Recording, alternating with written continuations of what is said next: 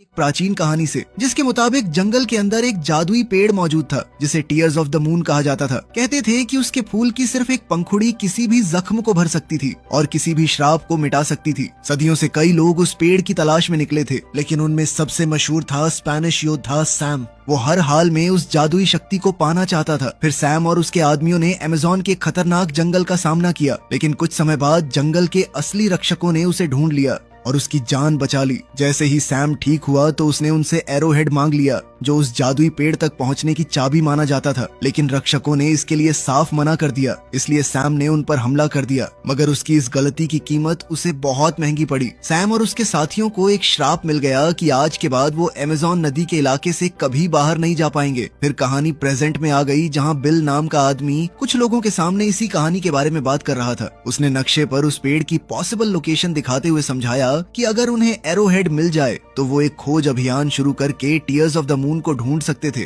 लेकिन असल में ये पूरा भाषण उसकी बहन लिली ने लिखा था और वो ऊपर छुपकर खड़ी हर लाइन उसके साथ बोल रही थी। कुछ देर बाद लिली को समझ आ गया कि उसका भाई सोसाइटी को एरोहेड देने के लिए राजी नहीं करा पाएगा, इसलिए उसने खुद ही मामला संभालने का फैसला कर लिया। जब बिल सबका ध्यान भटकाने लगा तब लिली चुपके से सोसाइटी के कॉरिडोर्स में घुस गई। उसके हाथ में एक नक्शा था जो उसे आर्टिफैक्ट्स के कमरे तक ले जाने वाला था, मगर रास्ते में उसकी टक्कर प्रिंस पार्क से हो गई। पार्क को लगा कि वो बस किसी असिस्टेंट का कमरा ढूंढ रही थी, इसलिए उसने बिना शक किए उसे जाने दिया। अब लिली सीधे आर्टिफैक्ट्स कमरे में घुस गई। फिर उसने अपने कपड़े बदल कर लड़कों वाले कपड़े पहन लिए ताकि किसी का ध्यान उस पर न जाए। कुछ देर बाद उसे वो क्रेट मिल गया जिसमें एरोहेड रखा हुआ था। जैसे ही उसने क्रेट खोला तो उसने तुरंत एरोहेड चुरा लिया। लेकिन उसी वक्त अचानक एक सोसाइटी मेंबर प्रिंस पार्क को भी उस कमरे में ले आया। पता चला कि पार्क भी उसी एरोहेड की तलाश में था और जैसे ही उन्होंने क्रेट खोलकर देखा तो एरोहेड गायब था। तभी अचानक पार्क की नजर लिली पर पड़ी, जो वहां से भागने की कोशिश कर रही थी। प्रिंस पार्क ने तुरंत अपने आदमियों को लिली को पकड़ने का हुक्म दिया, लेकिन लिली इतनी आसानी से हार मानने वाली नहीं थी। उसने अपनी चालाकी और फुर्ती का इस्तेमाल करते हुए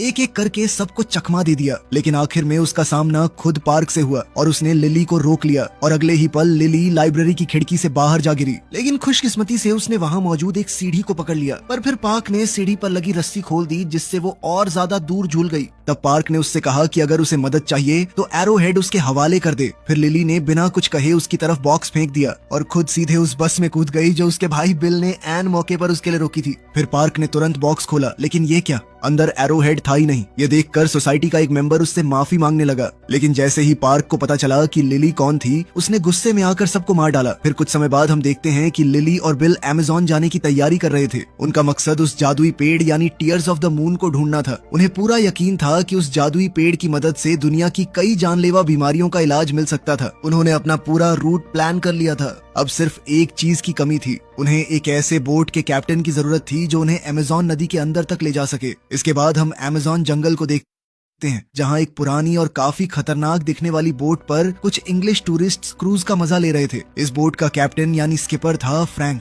एक ऐसा आदमी जो लोगों को बेवकूफ बनाकर पैसे कमाने में माहिर था। उसने अपने पूरे क्रूज बिजनेस को एक ही आइडिया पर खड़ा किया था कि अमेज़न की हर चीज इंसान को मार सकती थी। इसी डर का फायदा उठाकर वो टूरिस्ट से ज्यादा पैसे वसूल करता था। वो तरह तरह के नाटक और ट्रिक्स करता ताकि सबको लगे कि वो किसी जानलेवा एडवेंचर का हिस्सा बने हुए थे। यहाँ तक कि उसने एक लोकल ट्राइब को भी पैसे दे रखे थे ताकि वो उसके झूठ में साथ दे। दूसरी तरफ लिली और बिल भी अमेज़न के किनारे बसी एक छोटी सी बस्ती में पहुंच गए थे, जहाँ फ्रैंक अपना पूरा काम चला रहा था। लेकिन उन्हें पता नहीं था कि प्रिंस पार्क के आदमी भी उनका पीछा कर रहे थे। खैर, लिली अपने मिशन को लेकर बेहद उत्साहित थी और जैसे ही वो पहुंची तो तुरंत स्किपर की तलाश में निकल पड़ी। उसकी नजर रॉय नाम के आदमी पर थी, जो डॉक पर मौजूद ज्यादातर बोट्स का मालिक लग रहा था। उधर हम देखते हैं कि रॉय सीधे फ्रैंक के पास गया, जो अभी अभी अपनी बोट लेकर वापस आया था। रॉय ने उससे अपना उधार चुकाने को कहा, लेकिन फ्रैंक के पास पूरे पैसे नहीं थे, इसलिए रॉय ने उसकी बोट का इंजन निकाल लिया और लॉक करके रख दिया। उसने साफ कह दिया कि इंजन तभी वापस मिलेगा जब पूरा कर्जा चुकाया जाएगा। फिर कुछ देर बाद लिली और बिल अलग अलग होकर रॉय को ढूंढने लगे और इसी दौरान लिली रॉय के ऑफिस के सामने पहुंच गई, जहां उसकी मुलाकात रॉय की जगह फ्रैंक से हो गई। असल में फ्रैंक रॉय के ऑफिस में चोरी छुपे घुसा हुआ था। उसका मकसद सिर्फ एक था, अपनी बोट का इंजन वापस लेने के लिए चाबी चुराना। लेकिन जब लिली वहां पहुंची तो उसने तुरंत खुद को रॉय बता दिया ताकि उस पर कोई शक न हो। फिर लिली ने बताया कि उसे अमेज़न नदी के अंदर एक खास जगह तक जाना था और वो इस काम के लिए अच्छे खासे पैसे देने को तैयार थी। पैसे का नाम सुनते ही फ्रैंक ने दरवाजा खोल दिया। लिली सीधे अंदर घुस गई और बिना वक्त गवाए उसे नक्शा दिखाकर बताने लगी कि उसे कहाँ पहुंचना था। वहीं फ्रैंक अब भी रॉय बनने का नाटक कर रहा था। उसने कहा कि जहाँ लिली जाना चाहती थी वो जगह बेहद खतरनाक है। खैर फिर उसने पूछा कि यह नक्शा उसे मिला कहाँ से। तब लिली ने बात को टालते हुए कहा कि ये बहुत ही पुराना और सटीक नक्शा है, साथ ही ये उसके पिता की आखिरी निशानी है जो बचपन से उसे टीयर्स ऑफ द मून की कहानियां सुनाया करते थे। ये सुनकर फ्रैंक हंस पड़ा और उसने मजाक में लिली को किसी और एडवेंचर पर जाने की सलाह दे दी। तभी लिली की नजर उस बॉक्स पर पड़ी जिसे फ्रैंक खोलने की कोशिश कर रहा था। उसने तुरंत समझ लिया कि फ्रैंक उसकी चाबी चुराना चाहता था, लेकिन हैरानी की बात ये थी कि उसने खुद ही बॉक्स खोल दिया। बस यही बात फ्रैंक को पसंद आ गई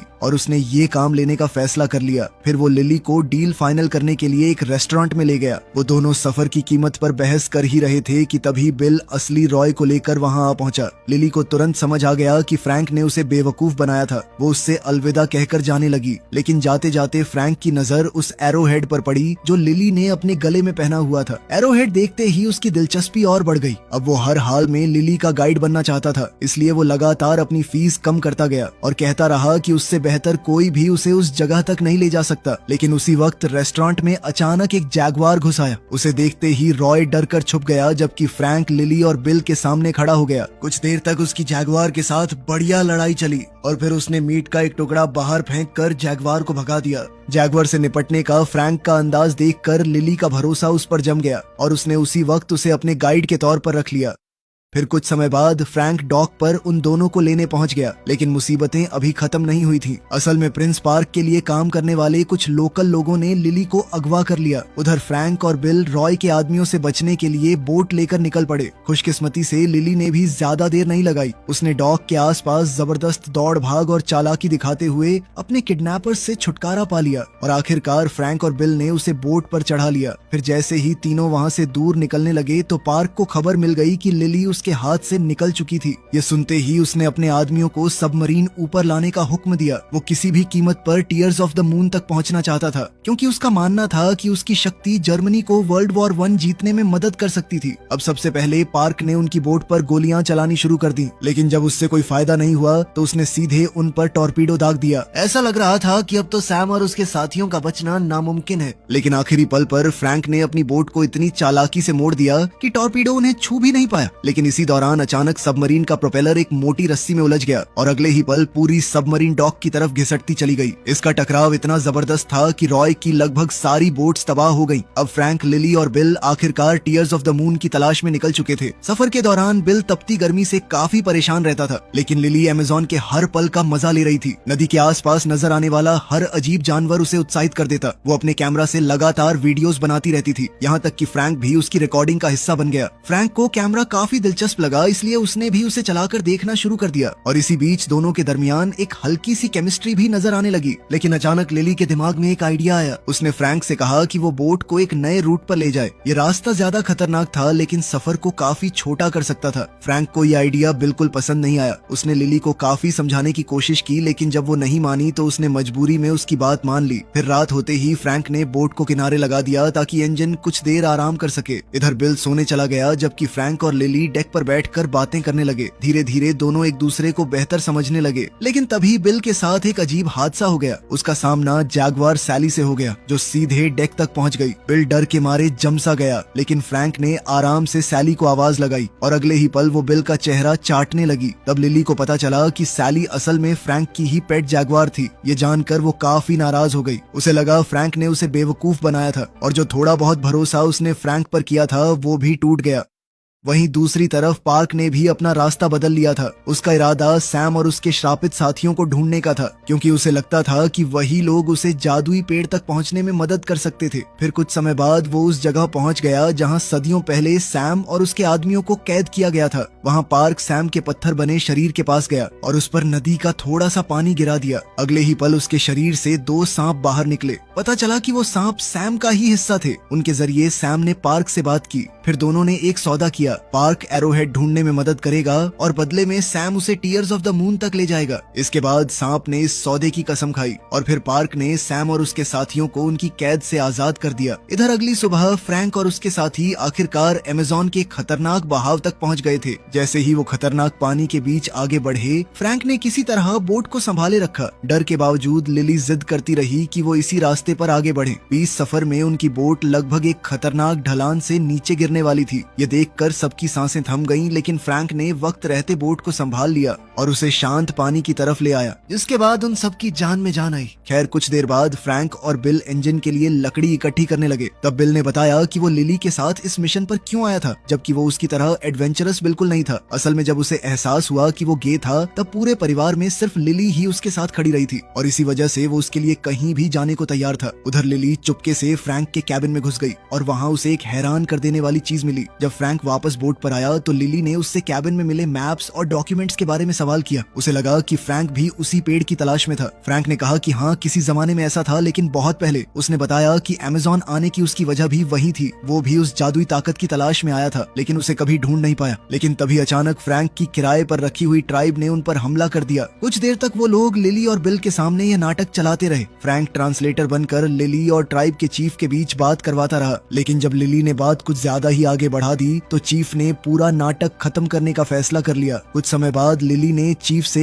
एरो हेड पर बने निशानों का मतलब पूछा। चीफ ने बताया कि जो भी टीयर्स ऑफ द मून की तलाश में निकलेगा, उसे पानी को पत्थर में बदलना होगा और एक टूटे हुए दिल को जोड़ना होगा। उसने ये भी बताया कि उस पेड़ पर खास फूल सिर्फ रेयर क्राइंग मून के दौरान खिलता था और उनके मुताबिक वो पल 2 दिन बाद आने वाला है। चीफ ने कहा कि पेड़ तक पहुंचने के लिए उसे ऐसे सांप का पीछा करना होगा जो अपनी ही पूंछ को काट रहा हो। ये सुनते ही लिली को याद आया कि उसने वही निशान मैप में देखा था। उसने तुरंत मैप देखा और उस सिंबल को वहाँ ढूंढ निकाला। अब लिली को लगा कि वो फ्रैंक के बिना बस एक नाव में बैठकर वहाँ तक पहुँच सकती है, इसलिए उसने फ्रैंक को उसका बाकी बचा हुआ पैसा दे दिया। मगर उस रात गांव पर अचानक श्रापित लोगों यानी कॉन्क्विस्टाडोर्स ने हमला कर दिया। उनका सिर्फ एक मकसद था, एरोहेड हासिल करना। फ्रैंक, बिल और लिली 3 अलग अलग कॉन्क्विस्टाडोर्स का सामना करने लगे, मगर लड़ाई के दौरान उनमें से एक ने लिली के गले से एरोहेड छीन लिया और उसे सैम तक पहुँचा दिया। एरोहेड मिलते ही सैम वहाँ से भागने लगा, लेकिन फ्रैंक ने उसका रास्ता रोक लिया और दोनों के बीच उस आर्टिफैक्ट को लेकर जबरदस्त लड़ाई शुरू हो गई। मगर इसी बीच सैम ने फ्रैंक को चाकू मार दिया, लेकिन पेड़ों के बीच से नीचे गिरने से पहले फ्रैंक ने एरोहेड वापस छीन लिया और उसे लिली की तरफ उछाल दिया। उधर चीफ ने लिली और बिल की जान बचा ली और दोनों को सुरक्षित नीचे ले आई। फिर उसने लिली से कहा कि वो नदी की नजर से दूर भाग जाए, क्योंकि कॉन्क्विस्टाडोर्स नदी के पार नहीं जा सकते थे। लिली भागने लगी, लेकिन सैम के सांप उस तक पहुंच गए और उसे जकड़ लिया। सैम कुछ कर पाता उससे पहले ही जंगल ने उसे और उसके साथियों को घसीटकर वापस नदी की तरफ खींच लिया। जब कॉन्क्विस्टाडोर्स ने खुद को संभाला तब उन्हें समझ आ गया कि लिली तक पहुंचने के लिए अब उन्हें पार्क की मदद चाहिए थी। तब सैम के एक साथी ने अपनी मधुमक्खियां पार्क के पास भेज दी ताकि उसे उनकी हालत की खबर मिल सके।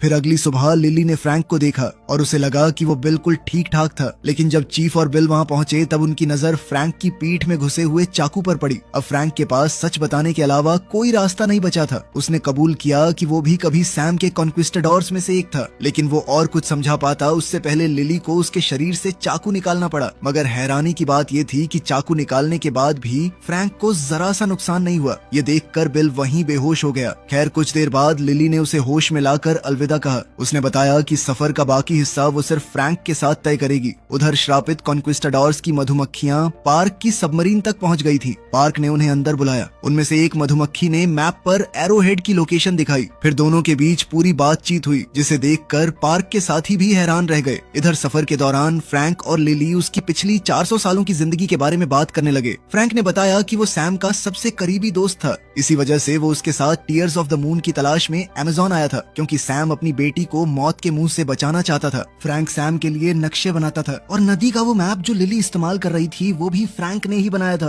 फ्रैंक ने सैम के साथ जंगल की गहराइयों तक सफर किया था ताकि टीयर्स ऑफ द मून का जादुई फूल ढूंढ सके। लेकिन जब उसने देखा कि जिस ट्राइब ने उनकी जान बचाई थी सैम उनके साथ क्या करने को तैयार था, तब उसे समझ आ गया कि वो इसका हिस्सा नहीं बन सकता। फ्रैंक ने सैम को चीफ की बेटी की जान लेने से रोक दिया। इसी दौरान वो लड़की एरोहेड लेकर भाग निकली और अपनी आखिरी सांस लेते हुए चीफ ने सैम और उसके साथियों को श्राप दे दिया। इस तरह साल बीतने लगे और फ्रैंक और सैम बार बार एक दूसरे से टकराते रहे। आखिरकार फ्रैंक ने सैम और उसके आदमियों को एक गुफा में कैद कर दिया, जहां से जंगल उन्हें वापस नदी तक नहीं ले जा सकता था। अगले 300 सालों तक जंगल ने उनके शरीरों को तोड़ मरोड़ दिया और धीरे धीरे उन्हें डरावने राक्षसों में बदल दिया। लिली ये सब ध्यान से सुनती रही। फिर उसने फ्रैंक से पूछा कि उसने पिछले 300 साल कैसे गुजारे। फ्रैंक ने बताया कि उसने वही शहर बसाया था जहाँ लिली उसे मिली थी। इन सालों में उसने कई दोस्त बनाए और उन्हें खोया भी। बाद में उसने टीयर्स ऑफ द मून की तलाश शुरू की। उसने अपनी बोट बनाई और पूरी नदी छान मारी, लेकिन उसे कुछ नहीं मिला। आखिर में थक हार कर उसने तलाश छोड़ दी और वो टूरिस्ट गाइड बन गया। अपनी इस बेहद लंबी जिंदगी में उसने काफी सारी बड़ी बिल्लियों को भी पाला। उधर प्रिंस पार्क अपनी सबमरीन में बिल तक पहुंच गया। उसने बिल को पकड़ लिया और उसे मजबूर किया कि वो टीयर्स ऑफ द मून की लोकेशन बता दे। मजबूरी में बिल ने मैप पर जगह दिखा दी। इसके तुरंत बाद पार्क ने कॉन्क्विस्टाडोर्स की मधुमक्खियों को मार डाला ताकि वो यह जानकारी सैम तक न पहुंचा सके। इधर फ्रैंक और लिली भी उसी जगह की तरफ बढ़ रहे थे। सफर के दौरान फ्रैंक ने लिली को बताया कि जब उसे टीयर्स ऑफ द मून का फूल मिल जाएगा तब वो क्या करेगा। उसने कहा कि उसके पास 2 रास्ते होंगे और वो वही रास्ता चुनेगा जो आखिरकार उसे सुकून दे सके। अगले दिन वो नदी के एक ऐसे हिस्से तक पहुंच गए जहां आगे बढ़ने का कोई रास्ता नजर नहीं आ रहा था। लिली को लगा कि शायद वही वो जगह थी जिसका जिक्र एरोहेड में था, जहां पानी पत्थर में बदल जाता था। तब फ्रैंक नदी में छलांग लगाकर नीचे गया। वहां उसे एक प्राचीन चेम्बर मिला जहां एक लीवर लगा हुआ था, लेकिन वापस आकर उसने लिली को बताया कि उसे ही अंदर जाकर लीवर खोलना पड़ेगा क्योंकि वो खुद उस जगह में फिट नहीं हो सकता था। ये सुनते ही लिली घबरा गई क्योंकि उसे तैरना नहीं आता था, लेकिन आखिरकार फ्रैंक ने उसे मना लिया कि उनके पास और कोई रास्ता नहीं था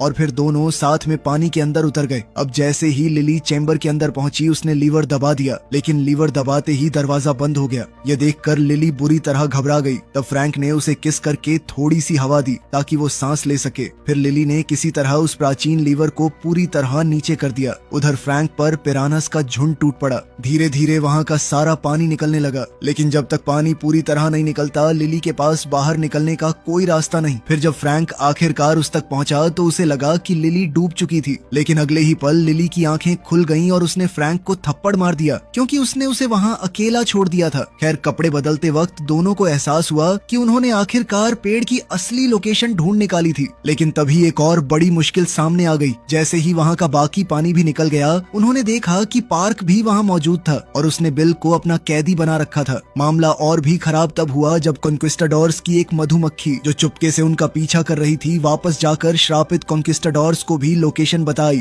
तभी पार्क ने लिली से एरोहेड छीन लिया। फिर उसने फ्रैंक को मजबूर किया कि वो अपनी स्टीम बोट से सबको उस गुफा के अंदर ले चले जहां वो जादुई पेड़ मौजूद था। मगर जब वो पेड़ तक पहुंचे तो वो सदियों से मरा हुआ लग रहा था। तब पार्क ने लिली से कहा कि वो पेड़ पर फूल खिलाए क्योंकि ये करना कैसे है ये बहुत कम लोग जानते थे, लेकिन लिली ने मना कर दिया। फिर फ्रैंक ने कहा कि वो ये काम करेगा, लेकिन बदले में उसे फूल की एक पंखुड़ी चाहिए होगी। अब पार्क इस बात पर मान गया, लेकिन उसने बिल को अपने पास ही बंधक बनाए रखा।